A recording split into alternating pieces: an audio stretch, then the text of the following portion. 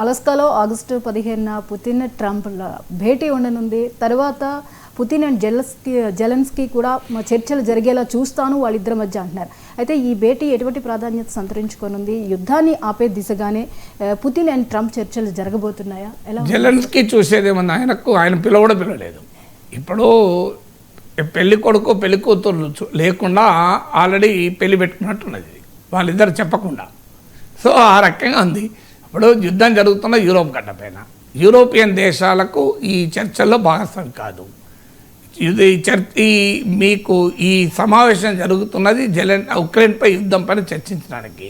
Ukraine president జెలెన్స్కీకి ఇందులో పాత్రే లేదు. ఇప్పుడు అలాస్కాలో జరిగే మీటింగ్లో Ukraine is not invited, Europe is not invited. So Trump పుటిన్ల మధ్య చర్చలో అసలు యుద్ధం జరుగుతున్న యూరోప్ గడ్డ పైన జరుగుతుంది కనుక యూరోపియన్ కంట్రీస్కు పార్టిసిపేషన్ లేదు. ఫ్రాన్స్, జర్మనీకి. ఉక్రెయిన్ పైన యుద్ధం జరుగుతుంది కనుక ఉక్రెయిన్కు పార్టిసిపేషన్ లేదు. ట్రంప్ ఏమంటున్నాడు, నేను పుటిన్తో ఒప్పందం కుదుర్చుకొని మీకు అప్పచెప్తే మీరు ఇంప్లిమెంట్ చేయండి అంటున్నాడు. దాంతో ఇప్పుడు అది మొదటి సమస్య. చాలా అద్భుతంగా ఉంది. వదిలేస్తే మొత్తం తినేస్తాను, నా సరదా తీరేంత కొంచెం ఇంకొక తిని వదులుతాను. కానీ చాలా బాగుంది. కానీ ఎంత తిక్కుగా ఉంది మీ ఇక్కడ. So nice.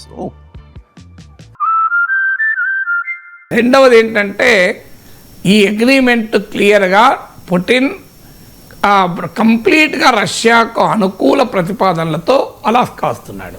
ట్రంప్కు ఆ అవకాశమే లేదు. ట్రంప్కు అర్జెంటుగా నోబెల్ ప్రైజ్ కావాలి. అందుకొరకు ఉక్రెయిన్ను రష్యాకు తాకట్టు పెట్టడానికి ట్రంప్ సిద్ధపడుతున్నాడు. ఒక రకంగా ఉక్రెయిన్ మినరల్స్ దోచుకొని, ఉక్రెయిన్ ఖనిజాలు దోచుకొని, ఉక్రెయిన్ కాస్త పుటిన్కు ఆహారంగా ఇచ్చి వేయడానికి సిద్ధపడుతున్నాడు. ఎందుకంటే రష్యా అడుగుతున్నది ఏంటి? ఒకటి, ఉక్రెయిన్ నాటోలో మెంబర్ కాకూడదు. రెండు, ఉక్రెయిన్ మిలిటరీ సైజును తగ్గించాలి. అంటే మాకు ఎట్టి పరిస్థితుల్లో ఉక్రెయిన్ నుంచి థ్రెట్ ఉండకూడదు. ఈ రెండు కనుక 2022లోనే ఒప్పుకుంటే, అలా కనీసం మొదటిది ఒప్పుకున్నా ఉక్రెయిన్ నాటోలో శాశ్వతంగా చేరదు అన్న గ్యారంటీ కనుక ఇచ్చుంటే 2022లో ఉక్రెయిన్ వారే మొదలయ్యేది కాదు. ఇలా ఉక్రెయిన్ 20% ల్యాండ్ కోల్పోవాల్సిన పరిస్థితి ఉండేది కాదు. ఇంత ప్రాణ నష్టం, ఆస్తి నష్టం జరిగేదే కాదు. అన్ఫార్చునేట్లీ 2022లో ఈ హామీ పుటిన్ అడిగితే ఇవ్వడానికి అమెరికా సిద్ధపడలే, మీకు ఉక్రెయిన్ సిద్ధపడలే. ఇప్పుడు ఫస్ట్ కండిషన్ అదే, నాటో ఉక్రెయిన్లో చేరకూడదు. ట్రంప్ టిక్ ఎస్ అంటున్నాడు. Then Ukraine size military size తగ్గించాలి, ఎస్ అంటున్నాడు. ఉక్రెయిన్కి ఏదైనా మిలిటరీ సాయం చేస్తే రష్యా ఆమోదయోగ్యంగా ఉండాలి, దానికి మరి ఎస్ అంటాడో చూడాలి. నాలుగవది, రష్యా ఇప్పటికే ఉక్రెయిన్లోని మోర్ దెన్ 20% ల్యాండ్ ఆక్రమించుకున్నది. అవన్నీ మేమే ఉంచేసుకుంటాం, ఉక్రెయిన్ అడగకూడదు అంటున్నాడు. దానికి కూడా ట్రంప్ ఎస్ అంటున్నాడు. ఉక్రెయిన్ ఒప్పుకుంటలేదు కానీ ఎస్ అంటున్నాడు. సో ఉదాహరణకు మీకు క్రిమియా 2014లో ఆక్రమించింది రష్యా. తర్వాత లుహాన్స్క్, డొనెట్స్క్, జప్రోషియా, కర్సాన్ ఈ ప్రాంతాలన్నీ రష్యా ఆక్రమించుకుంది. ఇవన్నీ మాకే ఉంటాయి, ఎందుకంటే ఇది Russian language and culture influence ఉన్న ప్రాంతాలు. సో ఇవన్నీ మాకే ఉంటాయని రష్యా అంటోంది. ల్యాండ్ స్వాప్ అంటున్నాడు, దీనికి ల్యాండ్ ఫర్ పీస్ అంటున్నాడు Trump. So Ukraine president Zelensky oppose చేస్తూ ఇది ఉక్రెయిన్ కాన్స్టిట్యూషన్లో ఉక్రెయిన్ సరిహద్దుల్ని నిర్వచించారు, ఆ రాజ్యాంగాన్ని మార్చే అధికారం ఎవరికీ లేదు, అంటే ట్రంప్ కూడా లేదు అని చెప్తున్నాడు. సో ఉక్రెయిన్ భూమిని రష్యాకు వదిలే ప్రసక్తే లేదు. రష్యా అక్యుపైడ్ టెరిటరీస్, ఆక్రమిత ప్రాంతాల నుంచి ఖాళీ చేయాల్సిందే అని జెలెన్స్కీ వాదన.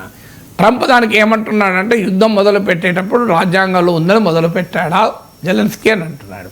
కాన్స్టిట్యూషన్లో వారిది ఏమైనా ఉందా అని అడిగాడు. అంటే క్లియర్గా ల్యాండ్ ఒప్పుకోవాల్సిందే అనేది ట్రంప్ వాదన. దీనికి ఉక్రెయిన్ అంగీకరించలేదు, యూరోప్ అంగీకరించలేదు. వాళ్ళకి ఇంకో గతి లేకుండా చేద్దామన్నది ట్రంప్ వాదన. ఇది ఒప్పందం, నీ ఇష్టం ఉంటే సంతకం పెట్టు, లేదంటే నేను యుద్ధానికి సహాయం చేయను, మీరు సావండి అంటారు ట్రంప్. సో అంటే ఉక్రెయిన్ అమెరికాపై ఆశలు పెట్టుకొని రష్యాతో యుద్ధం దిగినందుకు ఇవాళ పరిస్థితి అది.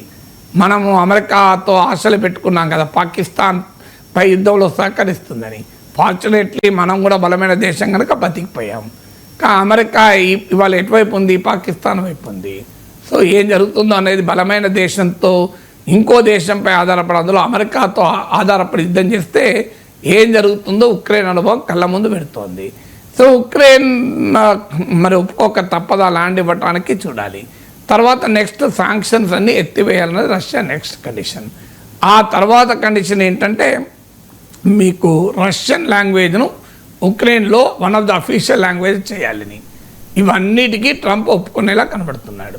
అదనంగా కర్సాన్ అండ్ జప్రోషియా ప్రాంతాల్లో కొన్నింటిని ఉక్రెయిన్కి ఇవ్వాలి అనేది ప్రతిపాదన. అంటే 95% రష్యా తీసుకొని 5% ఉక్రెయిన్కి ఇచ్చి ల్యాండ్ స్వాప్ అని చెప్పి సరిహద్దుల్ని రీడ్రా చేసి ఆధునిక ప్రపంచ చరిత్రలో ఇంత భీకరంగా సరిహద్దుల్ని రీడ్రా చేసిన మొదటి ఉదాహరణ. ఇలా ఉక్రెయిన్ భూభాగాలను రష్యాకు తాకట్టు పెట్టి, ఉక్రెయిన్ భద్రతకు రష్యాకు తాకట్టు పెట్టి, ఉక్రెయిన్ను నట్టేటా ముంచి, బ్లాక్ సీలో ముంచి నోబెల్ శాంతి బహుమతి ప్రదాతగా, ప్రపంచ శాంతిదూతగా ట్రంప్ అలాస్కా నుంచి ప్రకాశించాలని చూస్తున్నాడు. మరి యూరప్కు ఉక్రెయిన్కు మరో మార్గం లేక అంగీకరిస్తుందో చూడాలి.